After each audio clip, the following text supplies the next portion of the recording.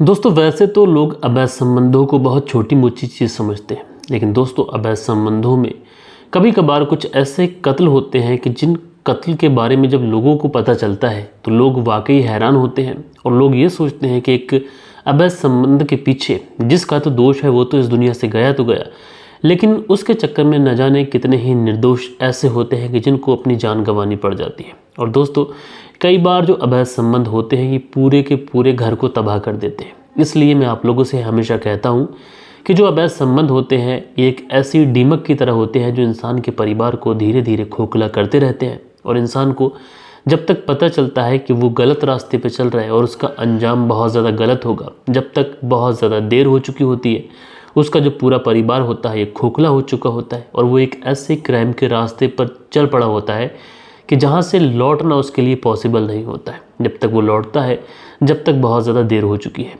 और दोस्तों आज की घटना में भी बिल्कुल ऐसा ही हुआ।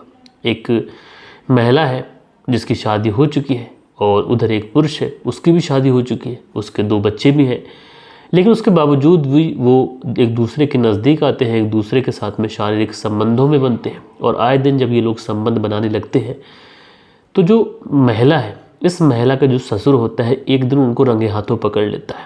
दोस्तों जब रंगे हाथों पकड़ता है तो उसके बाद में इस पूरी घटना के अंदर कुछ ऐसा होता है कि तकरीबन 5 कत्ल इस घटना के अंदर हो जाते हैं। तो दोस्तों क्या हुआ था इस पूरी घटना के अंदर परत दर परत, पॉइंट टू पॉइंट विस्तार से मैं आप लोग को बताऊंगा। बस आप लोग इस वीडियो में अंत तक बने रहिएगा।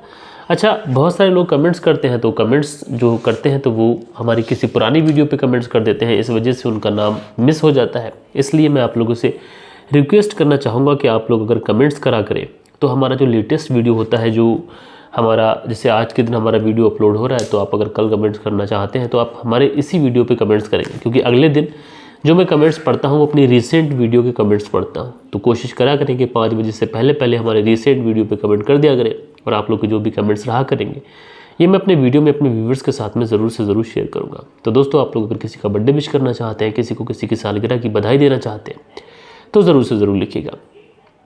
रात के 10 बज चुके हैं। मैं हूं आप सभी का अपना शाबिज़ मलिक और हाजिर हूं आप लोग के सामने फिर से एक क्राइम की कहानी को लेके, एक क्राइम की घटना को लेके। और दोस्तों ज़्यादा वक्त ना लेते हुए सीधा इस घटना का रुख करते हैं।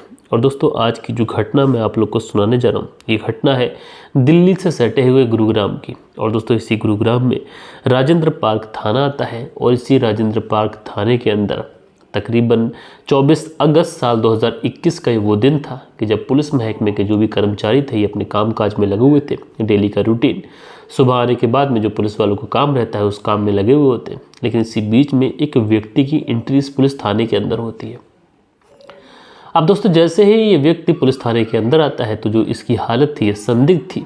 तो पुलिस वाले इसे तुरंत पास बुलाते हैं, इससे पूछते हैं क्या बात है, कैसे देख रहे हो। तो ये जो व्यक्ति है ये पुलिस वालों से जो बातें बताता है और पुलिस वाले जो थे इसकी जो बातें सुनते हैं, उसे सुनने के बाद में पुलिस वालों को शौक लगने वाला था। दरअसल ये व्यक्ति पुलिस वालों को बताता है कि साहब वो अपने घर के अपने ही परिवार में लगभग 5 लोगों की हत्या करके आया और 5 ही लोगों के जो शव हैं ये उसके घर पे पड़े हुए हैं। जब इस तरीके की बात पुलिस वाले सुनते हैं तो एकदम से भौचक्के हो जाते हैं। पहले तो पुलिस वालों को इस व्यक्ति की बातों पर यकीन नहीं होता। उसके बाद में सही तरीके से इस व्यक्ति को बिठाया जाता है, इससे पानी वगैरह को पूछा जाता है, उससे कहा जाता है कि तुम होश में तो हो, क्या तुम जो कह रहे हो क्या वो सच है। तो ये जो व्यक्ति है ये कहता है कि साहब मैं पूरे होशो हवास में हूँ और मैं जो भी कह रहा हूँ ये 100% सत्य है।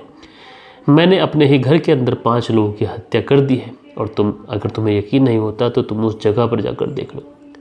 अब जैसे ही पुलिस वाले ये बात सुनते हैं तो पुलिस वाले एकदम से चकरा जाते हैं, घबरा जाते हैं। इस व्यक्ति को तुरंत अरेस्ट किया जाता है और पुलिस अपनी गाड़ी निकालती है, टीम इकट्ठा होती है। उसके बाद में इस व्यक्ति को भी उस गाड़ी के अंदर बिठाया जाता है और तुरंत जो ये व्यक्ति एड्रेस बताता है उस एड्रेस पर ये पुलिस वाले पहुंचते हैं। अब दोस्तों जैसे ही पुलिस वाले उस एड्रेस पर पहुंचते हैं तो वाकई वहाँ पर जो मामला था, वहाँ का जो मंजर था ये इतना ज़्यादा खतरनाक था कि उसे देखने के बाद में हर किसी के पाँव तले से ज़मीन खिसक जाती है। लोगों की भीड़ वहाँ पर इकट्ठा होती है। तो पुलिस वाले जब गेट से इंटर करते हैं तो वहाँ पर एक महिला का शव पड़ा हुआ होता है। थोड़ा सा दूर और बढ़ते हैं तो वहाँ पर एक पुरुष का शव पड़ा हुआ होता है। फिर थोड़ा सा दूर और पुलिस वाले जब पढ़ते हैं दूसरे कमरे की तरफ चलते हैं तो वहाँ पर एक और महिला का शव पड़ा हुआ होता है। वहीं जो बरामदा था उस बरामदे के अंदर 2 बच्चों के शव पड़े हुए होते हैं। अब पुलिस वाले ये पूरा क्राइम सीन देखकर एकदम चकरा जाते हैं। सन्न रह जाते हैं, हक्के बक्के रह जाते हैं कि आखिर इस तरीके से कोई क्यों हत्या कर सकता है। तो आखिरकार पुलिस वाले उन सारे ही शवों की बहुत बारीकी से शिनाख्त करते हैं। तो किसी के कहीं पर चाकू लगा है, किसी के कहीं पर बंका लगा है। इस तरीके से हत्याएं की गई हैं, काफ़ी ज़्यादा बर्बर तरीके से हत्या की गई है। पहले तो पुलिस को ये लगता है कि ये जो व्यक्ति है शायद झूठ बोल रहा है, क्योंकि अकेला ये व्यक्ति 5 लोगों की हत्याएं कैसे कर सकता है। लेकिन उसके बाद में पुलिस सारे ही शवों को अपनी कस्टडी में लेती है और शवों को कस्टडी में लेने के बाद में सीधा उन्हें पोस्टमार्टम के लिए भेजती है। और पोस्टमार्टम के भेजने के बाद में इस व्यक्ति को गिरफ्तार करके पुलिस थाने लेके आती है। और पुलिस थाने लाने के बाद में इस व्यक्ति को फ्रंट सीट पर बैठाया जाता है। और दोस्तों उसके बाद में जब पुलिस वाले इस व्यक्ति से पूछताछ करते हैं तो ये व्यक्ति बताता है कि साहब मैंने हत्याएं कर दी हैं, इसके पीछे रीज़न क्या है ये आप जानकर क्या करोगे। लेकिन दोस्तों पुलिस वाले जब इसके ऊपर सख्ती दिखाते हैं तो ये पुलिस वालों के सामने टूटता है। और टूटने के बाद में जो कहानी सुनाता है, यकीनन दोस्तों ये कहानी बहुत ज़्यादा शर्मसार कर देने वाली थी। ये रिश्तों को तार तार कर देने वाली कहानी थी। दरअसल ये व्यक्ति बताता है कि उसका जब बेटा बड़ा होता है तो उसकी शादी की परवाह उसे होती है। जब शादी की परवाह होती है तो वो अपने बेटे के लिए एक लड़की की तलाश करता है। आखिरकार रिश्तेदारों की मदद से, मिलने वालों की मदद से उसे एक लड़की मिल भी जाती है। घर परिवार अच्छा था, यानी बेटे के जो ससुराल वाले थे वो लोग अच्छे थे, बेटियां भी अच्छी थी जिससे शादी हुई थी। उसके बाद में अपने बेटे का रिश्ता तय कर देता है और तारीख लग जाती है शादी की। सारी रस्मों के मुताबिक जो बारात थी मैं लेकर उसके घर पर पहुँचता हूँ, बारात हो जाती है।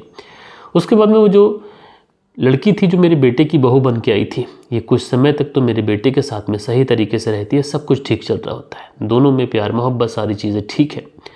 लेकिन इसी बीच में हमारे घर के अंदर एक किराएदार आता है। जिसका शव आप लोगों ने देखा वो किराएदार आता है। उसके साथ में उसके 2 बच्चे होते हैं, उसकी पत्नी होती है।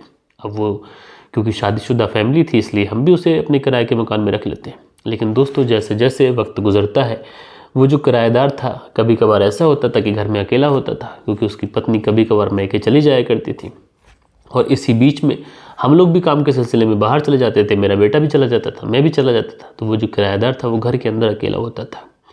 इसी बीच में मेरे बेटे की बहू के साथ में उसकी कुछ नज़दीकियाँ बढ़ी। पहले तो उनके बीच में हाय हेलो ये सारी चीज़ें हुई, लेकिन उसके बावजूद जो चीज़ें आगे बढ़ी वो ये थी कि जब भी मेरा बेटा बाहर जाता उसकी पत्नी कभी घर पे नहीं होती, और मैं भी अगर बाहर जाता तो मेरी ही बहू के साथ में मेरे ही बेटे के बेड पर वो जो व्यक्ति था जो किराएदार था वो शारीरिक संबंध बनाता।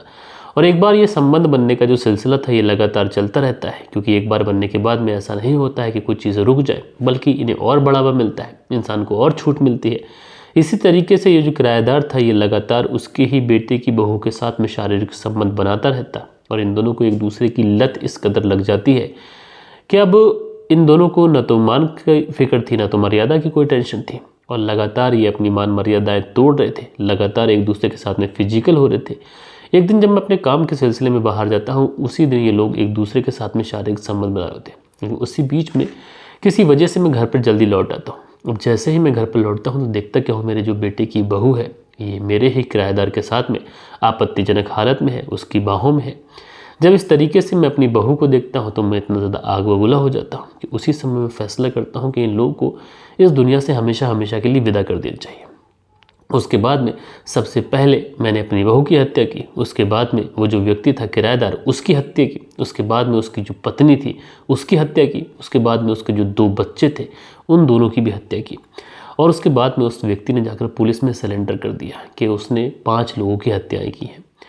लेकिन दोस्तों पुलिस ने उस व्यक्ति को गिरफ्तार कर गंभीर धाराओं में मुकदमा दर्ज कर जेल तो भेजा है, लेकिन इस कहानी के अंदर जो सबसे बड़ा सवाल है तो वो ये है कि आखिरकार इस व्यक्ति ने जो हत्याएं की उन हत्याओं में उन 2 मासूम बच्चों का क्या दोष था, या फिर वो जो व्यक्ति था जिसके अवैध संबंध उसके ही बेटे की बहू के साथ में थे उसकी पत्नी का क्या दोष था। और दूसरी चीज़ ये कि अगर इस व्यक्ति को आपत्ति थी और इस व्यक्ति को ऐसा लग रहा था कि यहाँ पे कुछ गलत हो रहा था, वो उस किराएदार को घर से निकाल सकता था और उस लड़की को उसके मायके भेजकर उसके मायके वालों से शिकायत कर सकता था। लेकिन किसी की जान लेना इस बात का अधिकार किसी को नहीं है, लेकिन इस व्यक्ति ने 1-2 जानें नहीं ली, बल्कि इसने अपने बेटे की बहू की हत्या की और उसके घर में जो किराएदार था उसकी हत्या की, उसकी पत्नी की हत्या की और उसके 2 बच्चों की भी हत्या कर दी।